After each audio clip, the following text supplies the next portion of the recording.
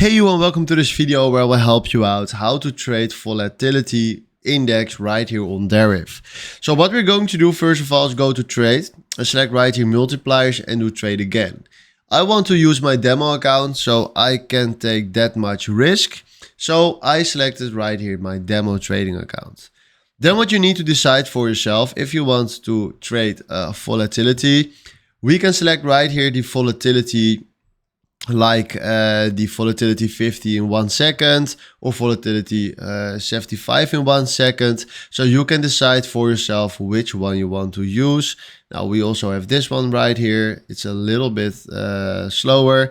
Now I want to have the second volatility. That is fine. So this one, that's going every single second. Then what we're going to do right here is we decide for ourselves the multiplier. So let's do ×1, and then we need to decide right here which stake we want to use. So do 100 euros. Now we can create right here a risk management, a take profit or a stop loss if you want to do that. For now it's not necessary, but if you want to do risk management, it's very important to do that.